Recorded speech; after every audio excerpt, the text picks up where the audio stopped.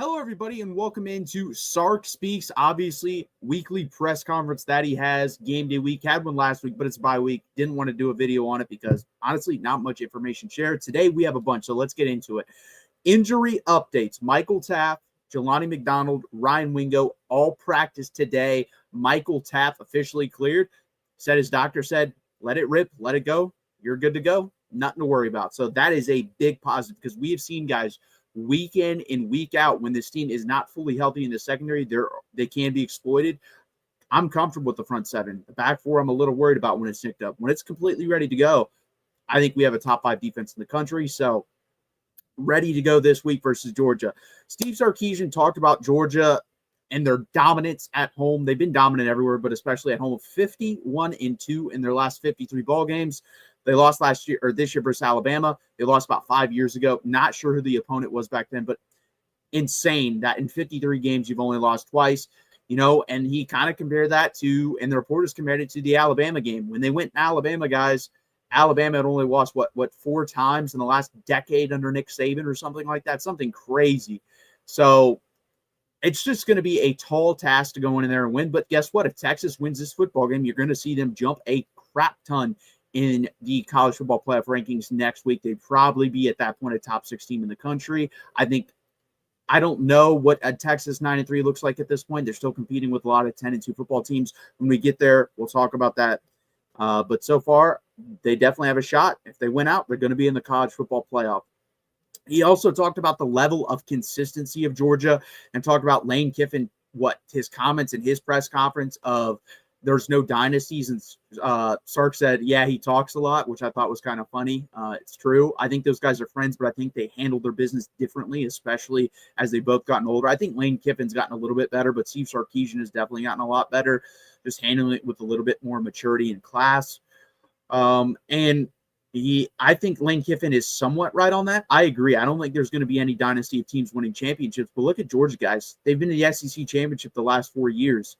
They've been in the college football playoff the last couple of years. They've won 2 national championships in the past, 5-6 years. So they are still a dynasty. Like if they win again this year, that's going to be 3 in 6 years. That's 100% a dynasty. They're definitely the dynasty of the SEC. If you want to win the SEC, it usually runs through Athens. And we talked about this preseason.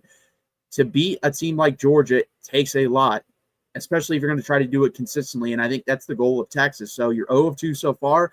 Try not to go 0-3 here. It's going to be, in my opinion, the toughest task. We should have beat them down in Atlanta in the SEC championship game. That was our best shot. We're going to give him another good shot here.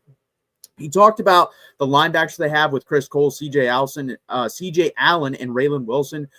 Probably the best trio of linebackers in the country. I'm not going to say probably. They are the best trio of linebackers in the country. I think there's an argument that one of those guys, especially CJ Allen, is probably the best linebacker in the country. I think Anthony Hill is in that conversation. I think CJ Allen is in that conversation. I think Arvell Reese of Ohio State is in that conversation. I think those are your 3 best linebackers in the country, in my opinion. So a lot to look at on with the Georgia defense, but that's what stands out to me.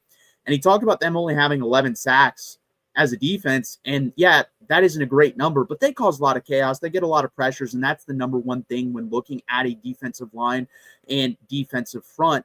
You care about the pressure and havoc they generate, not just the statistics that they pile up. So I'm still scared of this Georgia unit. Listen, guys, they didn't really have a lot of sacks last year. Like, if you get rid of the game versus Texas, they were down there as well, but they had 15 sacks versus Texas. So they exploited whatever weaknesses they saw on tape to a T. I don't think you could have done it any better. No other team did it better. Not even Ohio State did it at that rate. So 15 sacks in 2 games is insane.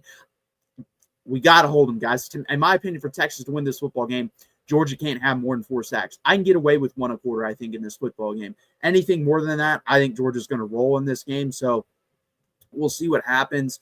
Not looking forward to seeing that Georgia front versus our Texas offensive line the way it's looked. But, hey, maybe we hold up this year. I've seen weirder things happen all around college football. Sark also talked about having to minimize self-inflicted wounds. I think we've gotten better at that as the year has progressed, but we have not been good at that, guys. We've seen this team make 2nd and 5, 2nd and 10s, 3rd and 5s, 3rd and 10s, 3rd and 1s, 3rd and 6s, 3rd and 6s, 3rd and 11s. Like, we just consistently do that in bad situations. We have done better with the turnovers. I think one in the last 4 weeks, It was versus Kentucky. So we've done a good job with that, but we have to minimize these penalties. When we get in the red zone, we have to score. That has been another thing. When we play elite competition, we have not done well in the red zone. Again, done a little bit better the past couple of weeks, but I don't even know if I call Vandy elite competition. I think Georgia's, Ohio State's, Alabama's, those are the elite competition. I think Vandy's good competition. We did pretty well in the red zone, but we have to do it very well this week versus Georgia. When we get down there, we have to score touchdowns. The team that scores touchdowns and has the least amount of penalties and turnovers is going to win this football game, period.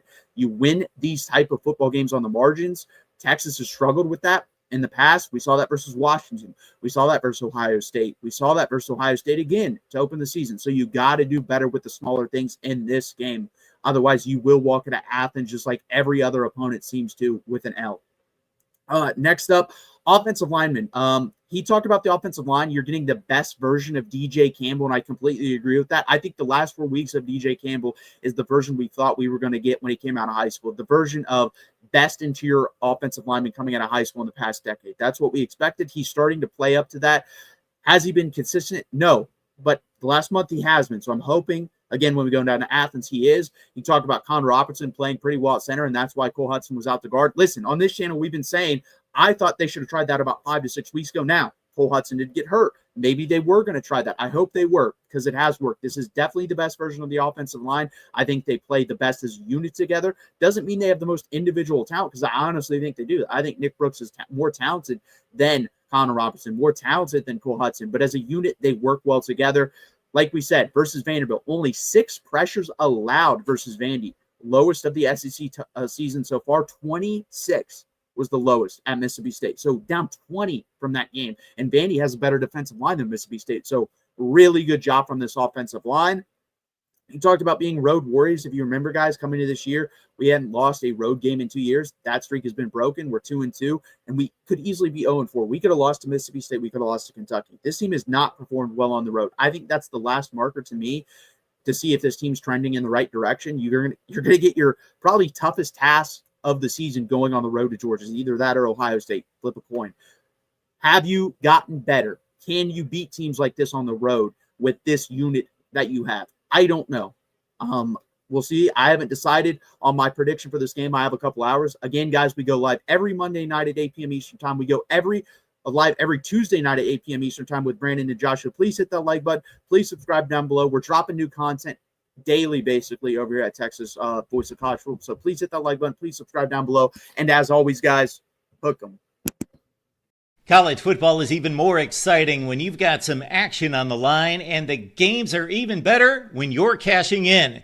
And the Voice of College Football is the place to be to get the greatest value. Start with my picks. 75% against the money line, 58% against the spread, and I've got a 40-plus year track record. 11-0 in the college football playoff for me last year against the money line, 8-3 against the spread. And I'm just the warm-up act. Steve Merrill of Wager Talk is our ace in the hole, show stopper. 7 years with the Voice of College Football, over 30 years in the industry. Steve gives us analysis on all the big games, but you can't miss Steve's weekly under-the-radar pick. 28-12 against the spread the last 3 years. You also get picks from some of our top analysts here at the Voice of College Football, including Corey Bratta, Matt Zemek, and Steve Dace. Check out those numbers. Become a YouTube or Patreon member for just $99 per month. Go to the main channel on YouTube, click join, and then select a betting tier. Do the same thing on Patreon. Make 2025 a winner now.